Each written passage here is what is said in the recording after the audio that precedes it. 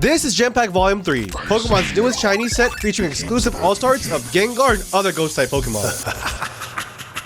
And this is where I was physically assaulted by a ghost. I went back to where it all happened. I go by J-Pokepirate. I flew back 5 feet. My real name is Ferdinand. It disappeared right in front of my eyes. And I've always been fascinated by the paranormal. Today, I'm recalling one of my scariest personal encounters while opening Pokemon, it seems. So dim the lights and grab a snack. It's time for part 1. Happy Halloween. All statements and claims given by me in this video are 100% true. You have my word. Are you afraid of the dark? The things you can't see but feel? I grew up watching horror movies, so naturally, I'm not afraid of anything. But what happened to me this night scarred me for the rest of my life. From a young age, I was always fascinated by the paranormal. I grew up watching Ghost Hunters, Ghost Hunters International, Ghost Adventures, A Haunting, The Haunted, you name it. I even grew up in a haunted house as a kid.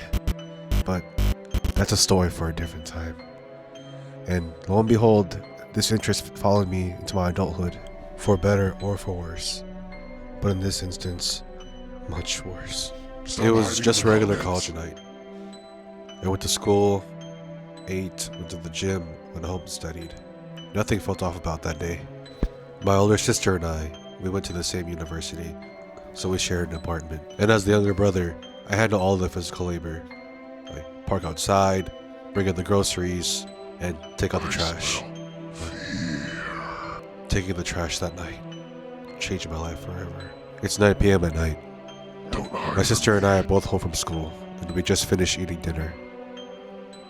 The trash was full, so normally I tie the bag up and go take it outside. We lived on the second floor of an apartment complex. It wasn't the safest community, but it was all we could afford at the time. We had sketchy neighbors, but we were used to it. I glanced at our trash bag and it's full. It's the stereotypical college kid trash, you know. Wendy's, cup of noodles, and disappointments. I tie the humongous bag. It's probably 15 pounds worth of trash, and I opened the front door and headed down the stairs. It was 9 p.m. at night and not a soul was outside, just me. The crickets were out, chirping. We lived near the beach, so the air was never hot nor cold. It was always just right. The apartment we lived in was more than 30 years old, so the stairs would always creak when you go down them. Creak, creak, creak, creak. As I descended down the stairs, I noticed all the cars in the parking spots are gone. It's a Friday night, so everybody's probably out partying. We didn't have any friends here. Most everybody here was late 20s or much older. I reached the bottom of the stairs and I'm cool, calm, collected. And why wouldn't I be? I'm just taking out the trash, right? Like any other night. Oh, how foolish I was.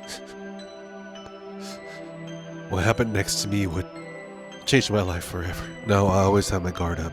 You can sense when people are around you, but that night, all the cars missing, it was quiet. I didn't sense anybody around me, so I was guard down. Our trash can is locked behind the gate, so I reach for the lock and open the door. It makes a loud creak, and there's the trash can by itself in the darkness. One hand on the trash and the other on the trash lid. I lift the trash lid very slowly. It murmurs from old age. And toss the trash bag into the trash can. And then the lid falls shut, and I'm just standing there by myself in the darkness. But then the crickets go silent. Something feels off. I don't hear a voice, but something's making me stay in place, like something's about to happen. I don't know what it is. I can't move. Don't be afraid. I'm getting goosebumps all over my legs and my arms. My arm hairs are standing all on end, but I don't know why. There's a surge of electricity in the air. My heart starts pumping and I'm starting to sweat for some reason. It's just dead silence and I can't move. My heart's pounding in my ear, but then it happened. Ah! I yell. A huge icy gust of wind just flew through my body and flung me 5 feet back. But this doesn't make sense. We're in a gated off room. Where would the wind come from? And it was ice cold. Not just on my skin, but I could feel it in my organs too. My lungs, and even my heart. They're ice cold. I'm shivering in 80-degree weather. Like I just took an ice bath or I can't think. Like when you drink cold water after having a mint, or if you ever stayed inside a meat freezer. I felt that inside my body. I'm dizzy, I'm gonna pass out. The whole world is spinning. My vision's blurred. I'm about to fall onto the ground before I catch myself. You're my favorite.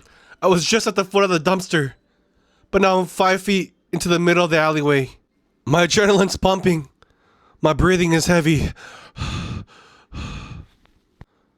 try to catch my breath and calm myself. I'm so confused and shocked. I don't know what just happened. Standing in the middle of the alleyway, I get my heart rate to slow down. Nice deep breaths. But then, in the corner of my eye, I see someone. Or something. It's me. In the corner of my eye, I saw something standing there, staring at me. It was pure, solid black, and I thought it was a person. I'm still catching my bearings, getting relaxed, so I turned to look at it, and then this happened. It was a tall, black shadow, and one detail I always remember was that it looked like it was wearing a hat. So the hat, when I turned to look at it, was eye level to me, and I instinctively thought it was a real person. So as I turned to look at it, I said, "Dude, you scared the f*** out of me." And as I gaze upon it, stare at it, solid black, and then it immediately disappears right in front of my eyes. I immediately scream, what the fuck? I look around the whole area, it's just me out there still. Nobody's out there. I'm just down there by myself, screaming, confused, panting. I miss you. So I head back upstairs to greet my sister. And I told my sister what happened, and she was still there at the dinner table studying her courses. And she said it was crazy what I was saying, but she said she believed me. So there's that. But that's not the end of the story. Something crazier happened the next morning. I wake up the next morning for school, trying to forget what happened to me last night. Just trying to focus on studying. My sister owns the parking spot for our apartment, so naturally I just park in the alleyway, in the back corner. And as I walk towards my car, there's a lone tree behind a gated fence that you can see through. Behind that tree is a bunch of just dead grass and wide open field. And as I'm walking to my car, I hear a sound of dead grass crunching. So I turn to look at the tree that's next to my car, and there's a man who steps from behind the tree and just stares at me. And I make eye contact with him, and he's firm, just gazing at me. I look down at my phone to pause my music. I look back up, and he was gone. There's literally an open field of just dead grass and emptiness behind that tree, and now, I didn't hear any sounds of leaves breaking or any sounds of movement over there. There's literally nowhere that person could hide. It's a wide I open miss field. you. Come visit But me. what scares me the most is that person was wearing a hat. Found you. I always get chills when I tell a story. If you're somewhat new to the paranormal space, there's actually a pretty world-famous apparition very similar to what I saw. Some say it's a spirit, others say it's a demon, but this entity goes by the name the Hat Man. Tall black figure in a trench coat wearing a top hat like I saw.